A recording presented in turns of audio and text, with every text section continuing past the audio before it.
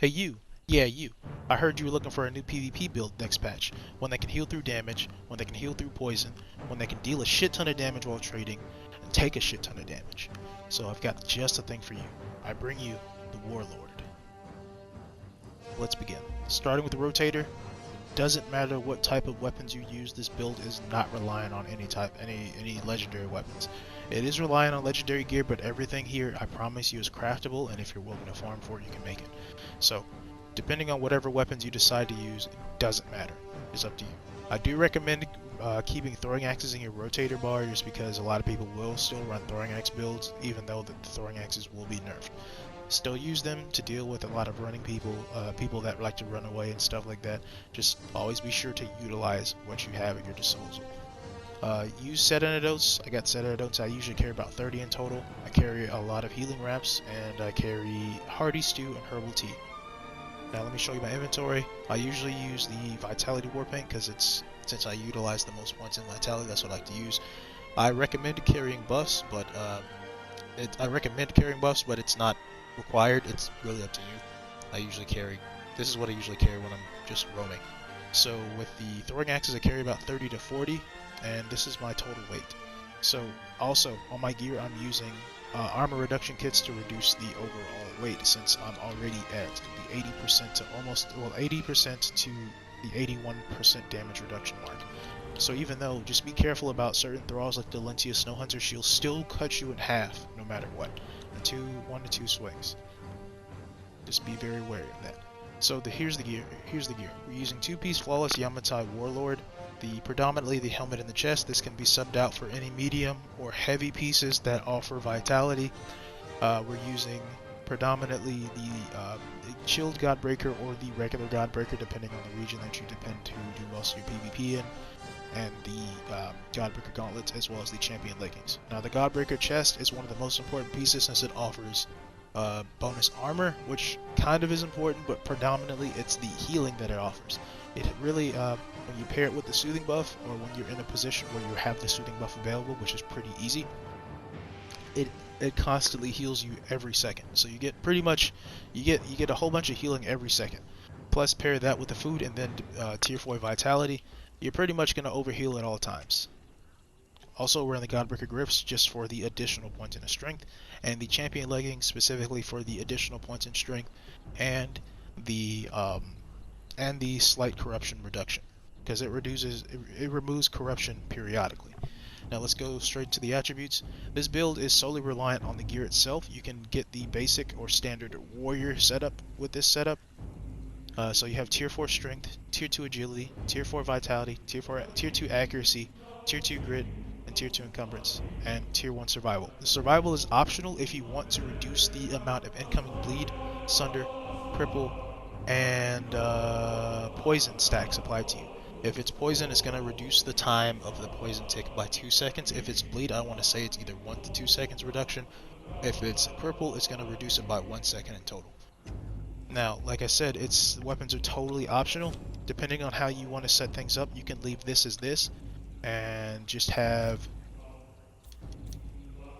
these stats.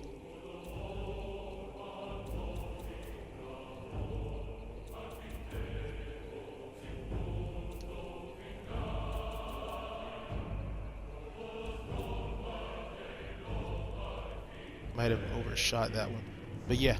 With this, you'd go for tier 2 encumbrance exactly with the 20 points, and then you'd go for the 1 additional point placed here.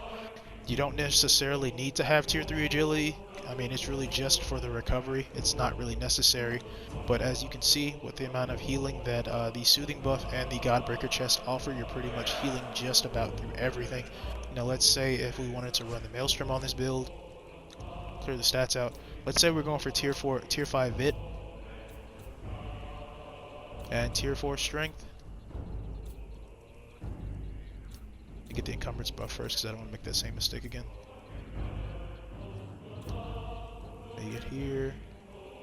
We're going for tier 2 agility and put the rest into accuracy. So you still have those perks.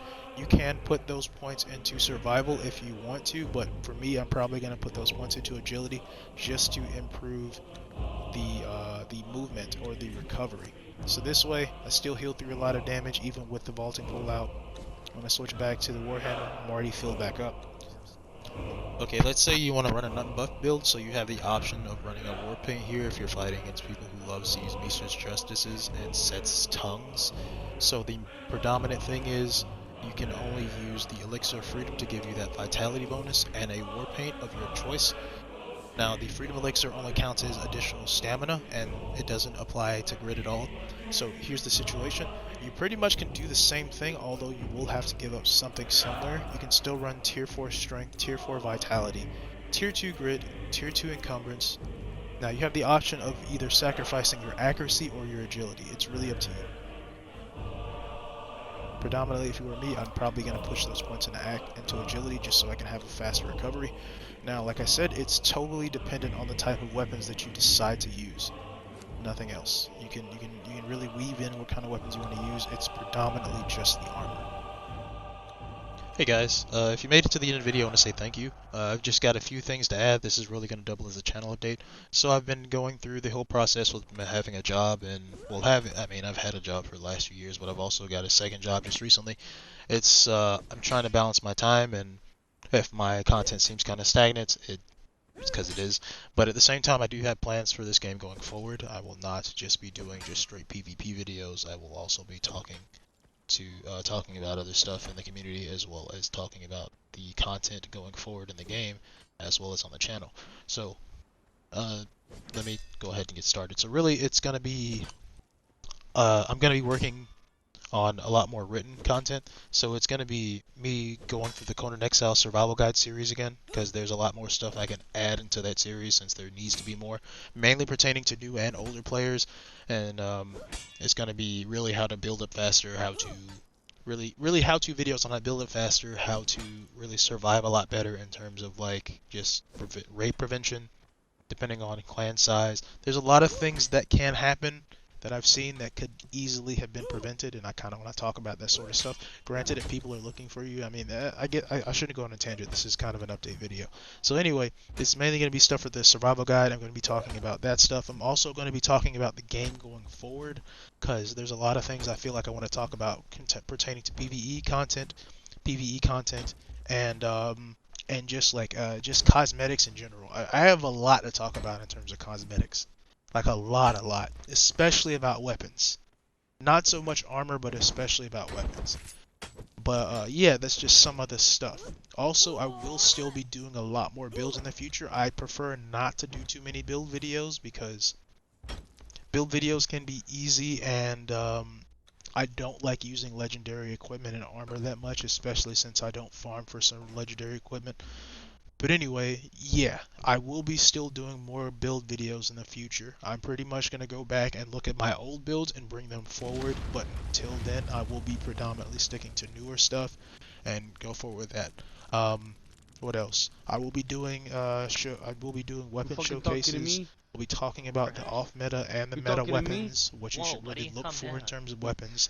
And I'm not going to talk so much about building because I'm really still working on improving my own building style. I'm definitely going to do some base builds in the future, but it won't be like to the level of SM Center or Old Craig. But since I'm plugging names, I want to give a shout out to my man Truly One Shot. He still makes a lot of Conan content, and if you're looking for any raiding or PvP videos, he's definitely someone you want to see. I suggest Reaper of Chess because he's still a big guy out there and he's trying to build his channel still. He may not be playing Conan as often, but you should definitely check him out when you have the time. And I will be putting Aldinator or Annihilator. He has like 3 different gamer tags. I don't know which one he uses for YouTube. But I'll also be leaving his channel in the description. Oh my god. So please, if you want to help with the contributions to my friends on their channels, please check them out. Also, I want to say thanks again for watching. Keep on slaying, guys. Keep on slaying.